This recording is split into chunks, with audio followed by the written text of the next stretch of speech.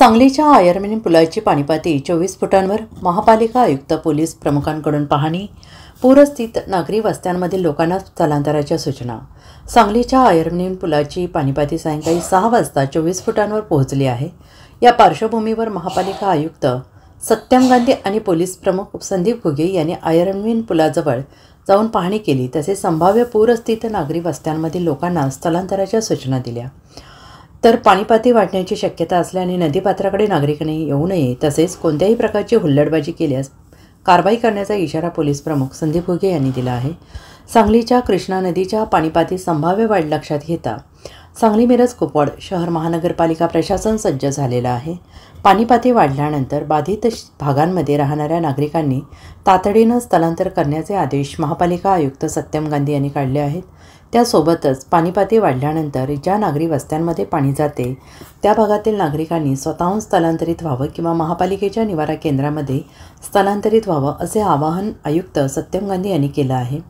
कोयना धरणातून सोडण्यात येत असणारे पाणी आणि पाऊस पाहता कृष्णा नदीची पाणीपातळी ही वाढण्याची शक्यता आहे. त्यामुळे नागरिकांनी दक्ष राहावे आणि वेळी स्थलांतरित व्हावे असे आवाहन करण्यात आलं आहे. सर्व सांगलीकरांना नमस्कार. आज पूर परिस्थितीचा आढावा घेताना असं निर्देशनास आलेलं आहे की पुढच्या काही काळात आणि 1-2 दिवसात पाणी पातळी वाढण्याची शक्यता आहे. सध्या पाणी पातळी जवळपास 24 फुटावर आहे. सकाळपर्यंत 30 फुटावर जाऊ शकतो आणि उद्या दुपारपर्यंत 35 फुटावर पण जाऊ शकतो. महानगरपालिकेच्या तर्फे सगळे अरेंजमेंट झालेले आहे. फक्त आपल्याला एवढंच विनंती राहील की कुठल्याही अफवावर लक्ष न ठेवता महानगरपालिकेच्या तर्फे प्रशासनाच्या तर्फे जे काही अधिकृत सूचना दिली जाईल त्याचे पालन करावी. आपला आपत्ती मित्र नावाची ॲप आहे, त्याच्यावर आम्ही दर तासात पाणी पातळी अपडेट करतो. ते ॲप डाउनलोड करा अँड्रॉइड फोनमध्ये आणि त्याच्यावर दर तासात पाण्याची खरीच काय परिस्थिती आहे ते बघा. त्याच्यासोबत कुठल्याही परिस्थितीत नदीच्या घाट किंवा याच्या आजूबाजू येण्याऐवजी आपला जे आपत्ती मित्र आहे त्याच्यावर पाणी पातळी बघा. आपला महानगरपालिकाचा डिझास्टर मॅनेजमेंट सेल पण ॲक्टिव्ह आहे. त्याचा नंबर मी सांगू इच्छितो 7066040330.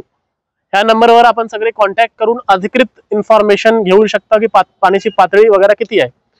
पर्टिक्युलरली सूर्यवंशी प्लॉट, मगरमच्छ कॉलनी, इनामदार प्लॉट वगैरे मध्ये राहणारे निवासी आहेत त्यांना एवढंच विनंती आहे की आपल्याला शिफ्ट होणं गरजेचं आहे आणि महानगरपालिकेच्या तर्फे सगळे शिफ्टिंगची अरेंजमेंट केली जाईल आणि जे काही अधिकृत सूचना दिली जाईल त्याच्यावर आपण लक्ष ठेवून महानगरपालिका आणि पोलीस प्रशासनाला सहयोग करेल एवढीच अपेक्षा आहे. आणि याच्याबद्दल आपल्याला विनंती आहे की नदी पातळी किंवा नदी घाटकिनारे कुठल्याही परिस्थितीत गर्दी वगैरे करू नये, कारण त्याच्यामध्ये जीवहानी होण्याची शक्यता असतात.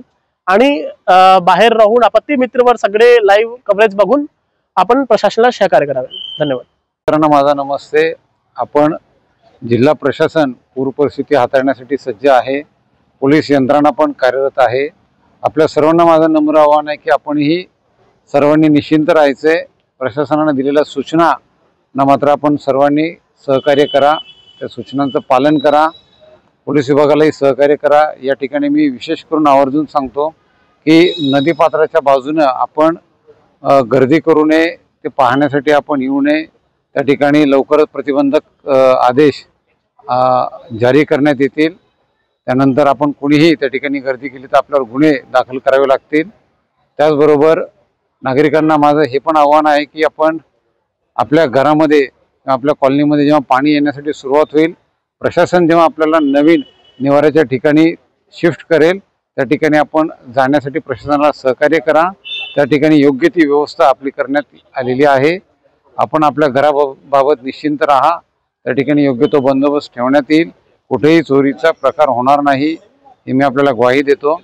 तसंच ही जे 2 दिवसाचे पुढचे आहेत ते आपल्या सर्वांसाठी महत्त्वाचे आहेत, कारण की नदी पात्रामध्ये किंवा त्याच्या लाभक क्षेत्रामध्ये पाऊस हा जास्त पडत आहे आणि त्यानंतर हा पाऊस जर असा सतत कोसळत राहिला तर त्यानंतर आपल्याकडं सांगली, मिरज जे लो लाईंग एरिया आहेत त्या ठिकाणी मात्र पाण्याची पातळी ही वाढ होणार आहे. त्यामुळे सर्वांना माझी विनंती आहे की आपण प्रशासनाला सहकार्य करा.